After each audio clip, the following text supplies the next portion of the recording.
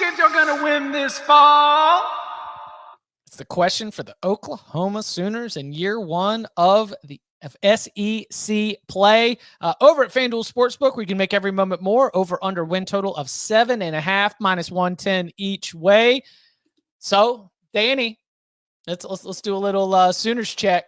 What are the vibes looking like going into year one of SEC play? Oh, now this might be a little bit too much time spent with Dusty Dvorak, who lives in Norman, Oklahoma, by the way.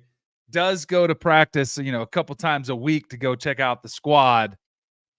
But I've been told, and I'm buying in, that you have to go over on this 7.5. Find me 5 losses. Now, the schedule is up there. I know Florida's has taken a lot of the attention from the national stage. Oklahoma's schedule is right there as well.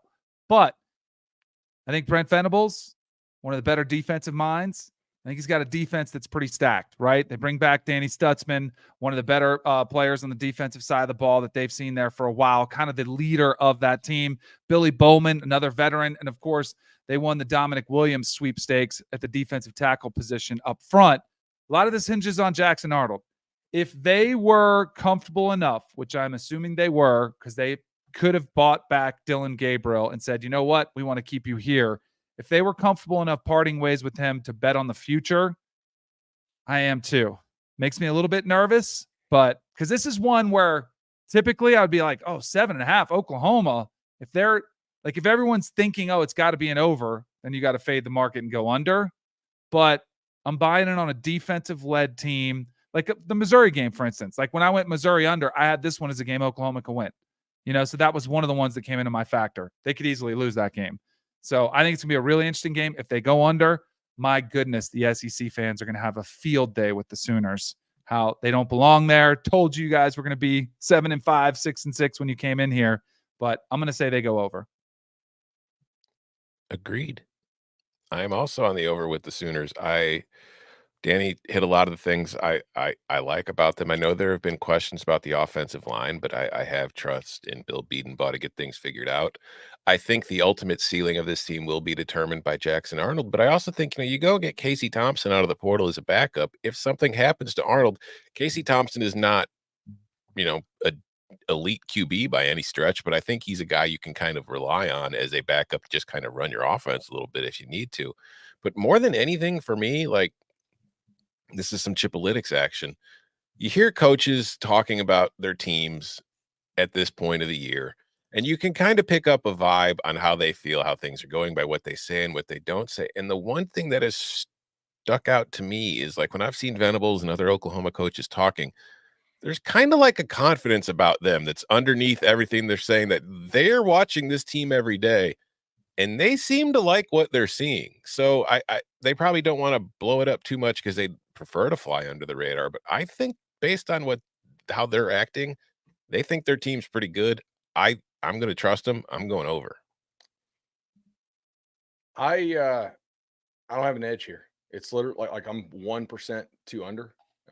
Earlier in the season, I took some over 3.5 plus money to the over. So to me, it's like, does the offensive line stay healthy? They, I think, whiffed the first time around in the transfer portal market with the offensive line, and other staffs, including one who the show as a fan of, were the beneficiary, because Illinois got the New Mexico kid when Oklahoma chose the Michigan State kid, and the New Mexico kid is way better. But I think, getting Hickman from SMU probably helps some, but they got to stay real healthy, because I think they're in a situation where they maybe have 5 or 6 guys on the O-line who can play, and maybe guys 7-8 could have played in the Big 12, but they can't play in the SEC. And that is the real difference in the two conferences.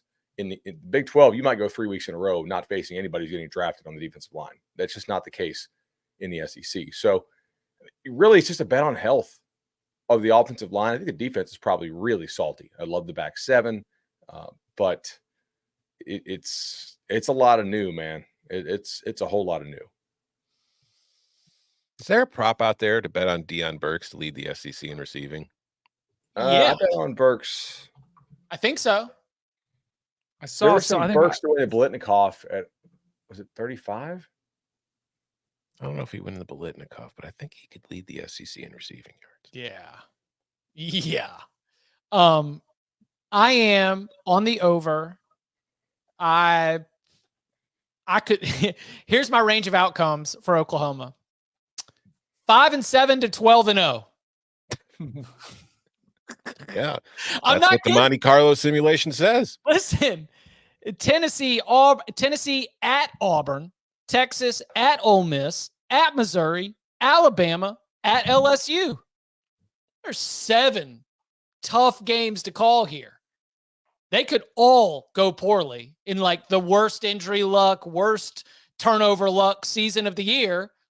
And Oklahoma goes 5-7 or 6-6, beating Temple, Houston, Tulane, South Carolina, and Maine.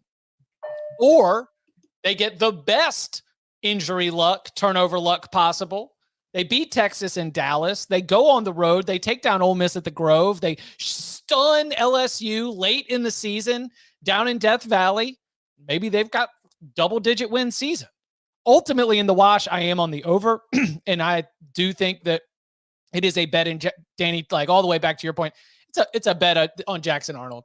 Like if Jackson Arnold does not pan out and they can't get that offense going, if the offensive line has issues, then all right, maybe I'm on the south side of this. But I've got Oklahoma going over, figuring that even as so many of these games I expect to be very close and very competitive, in 1, 2, 3 of them.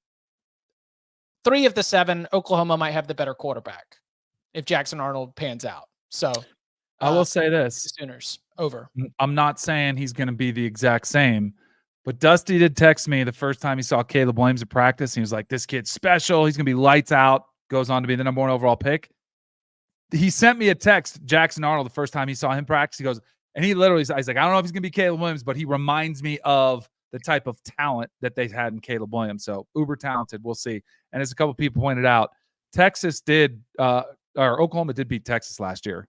You know, like they've owned them too for a long time.